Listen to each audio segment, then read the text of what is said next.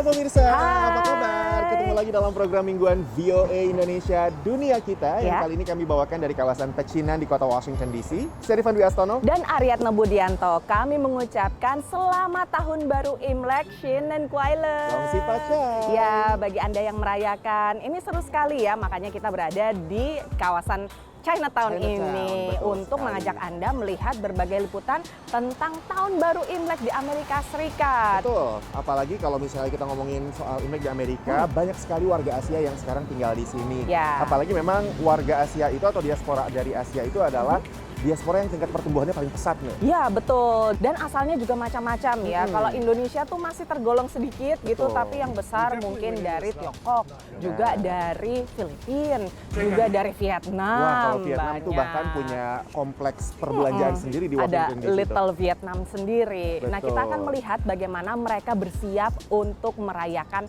Tet. Ini Imleknya Vietnam ya, komunitas Warga Vietnam. Betul sekali. Dan satu lagi kita juga bakal melihat seperti apa sih upaya untuk mempreserve atau melestarikan bahasa Kanton di Ya. Amerika Serikat. Apalagi kalau di sini semakin terkikis istilahnya. Ya. Apalagi memang yang lebih populer itu bahasa tuh Mandarin. betul. Kita lihat yuk liputannya.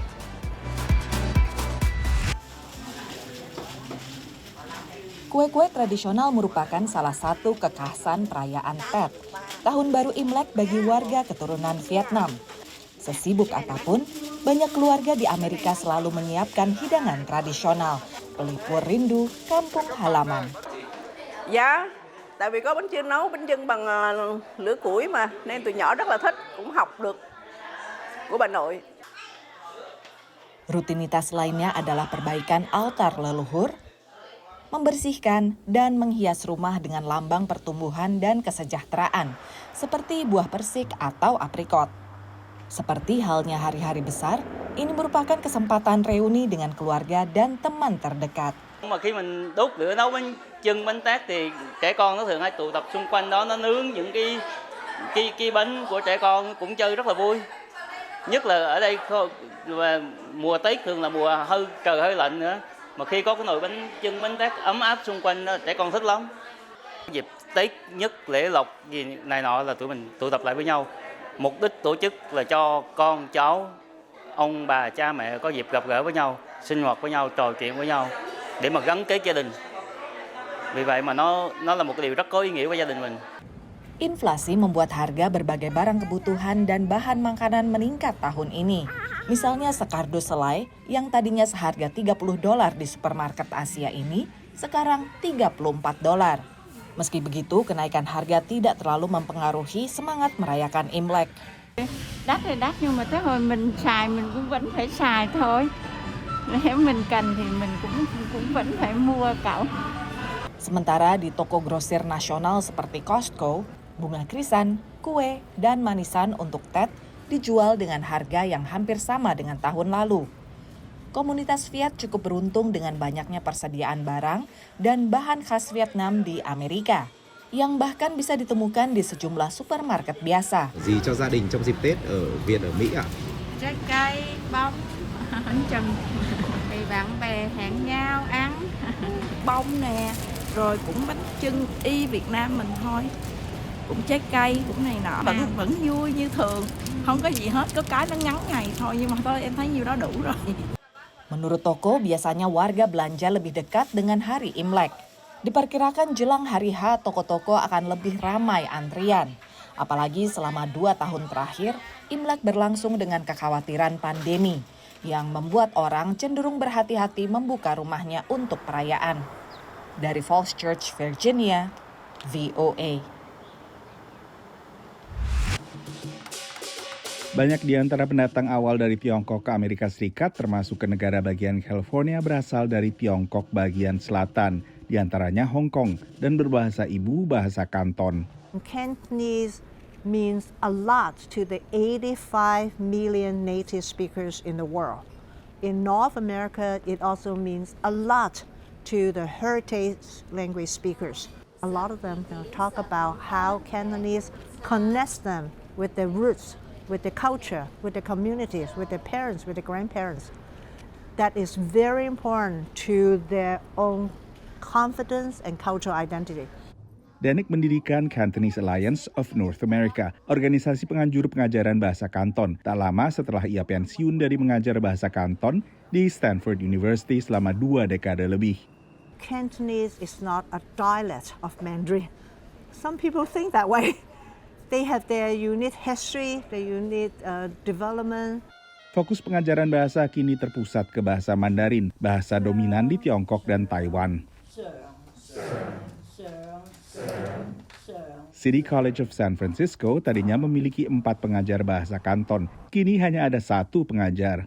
Many doctors that come to my Cantonese class because they told me they have many Cantonese-speaking patients, so they need to communicate with the patients. And then also nurses. Nurses are required, if they can speak Cantonese, they can earn higher salary. And then I have some real estate agents, social workers, lawyers who have clients that speak Cantonese, and Caucasian people that have spouses that speak Cantonese. Selain itu ada juga warga Tionghoa yang ingin lebih fasih berbicara dengan anggota keluarga. Half of my family came over from Hong Kong, and so my dad speaks Cantonese, my family speaks Cantonese, and I never really learned it fully growing up and wanted to be able to have conversations with my grandma. Sometimes there's grandmas on the bus that need help, and it would be nice to be able to fully communicate with them and help them out. Tak hanya di kelompok masyarakat diaspora, ada kekhawatiran bahasa Kanton juga terpinggirkan di daerah asalnya di Provinsi Guangdong. Hanya di Hong Kong saja bahasa Kanton tetap kuat dan digunakan sekitar 90% warga setempat. Demikian laporan tim VOA. Nah, kita sekarang istirahat dulu pemirsa, tapi sehabis ini saya dan Rifan masih akan mengantarkan beberapa liputan tentang belajar budaya. Nah, lewat cara yang menyenangkan. Tentunya, jangan kemana-mana, tetaplah di dunia kita.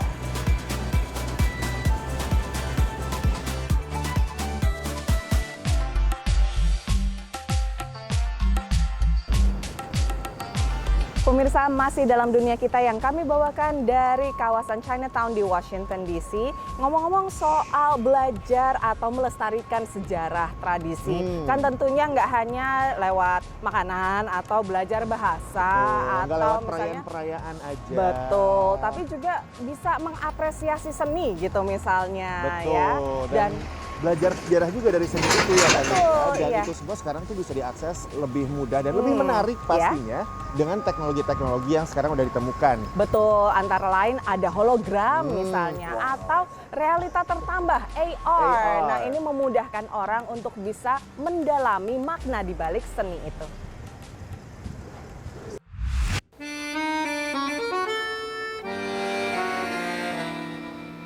I'm Amelie Diamant Holmstrom. I'm a Holocaust survivor. I was 13 when I was rescued to come to America. I do too. I do too. And then before you leave today... So here at MetaStage, we use 106 cameras. We also have 8 shotgun mics that circle the stage as well for 360 audio. And what that allows is just, we are capturing someone from every possible angle and getting a fully 3D representation. In the case of Amelie today, capturing 95-year-old Holocaust survivor, talking about her memories and capturing her essence and life message to preserve in the truest way to real life for the generations to come. Lights, camera, action. The Germans came and they destroyed all good things. My father had his office, he had some beautiful paintings, and the Germans came and they took a knife and they cut up the Rembrandts in front of us. It was heartbreaking. And 11 of my father's sisters and brothers were dragged away to Dachau. Okay. They ended up having to leave Vienna and work their way toward Paris. So they had to basically leave everything. And they didn't have the food and all of these things. And there were times where she was telling me that they were just very hungry. When we were hungry, I would push him by the jacket and say, "Rudy, Papa, I'm so hungry, I'm so hungry." And he would say, "Lily, come, let's sing." So we started singing.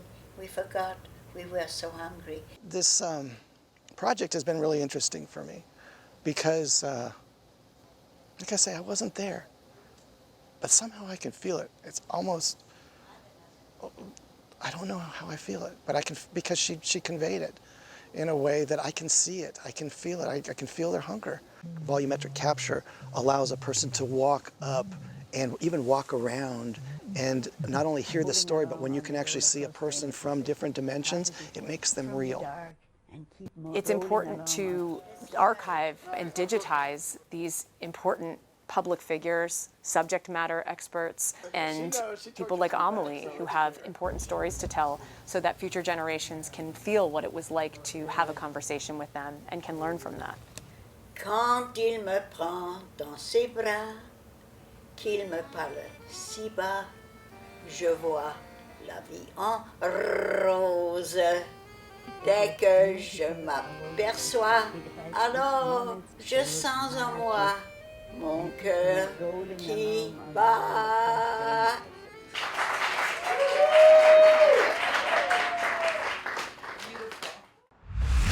Mural ini didedikasikan untuk pemimpin Partai Black Panther, kelompok revolusioner yang dibentuk di Oakland, California tahun 1966.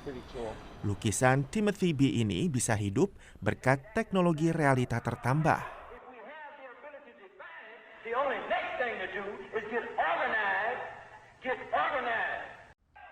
Pencipta teknologi ini adalah Damien McDuffie.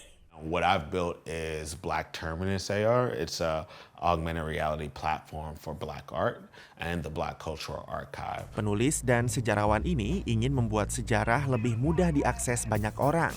Semasa pandemi, ia belajar otodidak teknologi realita tertambah sehingga bisa menciptakan app gratis ini. The camera is using computer vision. They see a target, and then I and my tech tells the target what to do. So when you see this image, play this video.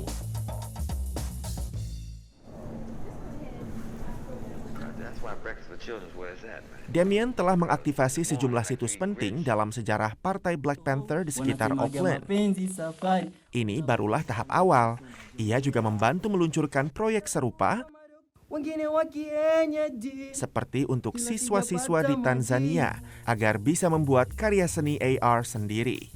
My dream is to have these, archival photos of people in different neighborhoods, like all over. You might be able to open up a photo of your grandparent and kind of showcase what they were doing. Dari Oakland, California, VOA.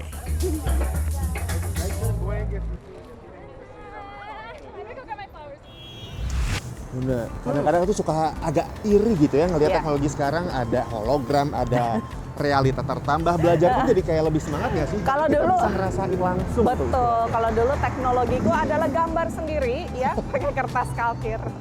Atau kalau mau ngitung pakai sipua. Enggak sih, ada kalkulator ya ampun, enggak semua itu deh. Ya ampun. Nah, pemirsa setelah yang satu ini kita bakal jalan-jalan ini nggak di pecinan aja, tapi kita bakal main ke New Orleans. Wah, ada apa ya di sana? Karena ada reporter VOA Randy Wicaksana yang meliput kegiatan yang seru banget, yaitu Miss Universe. Miss Universe, dan kemana-mana, tetaplah di dunia kita.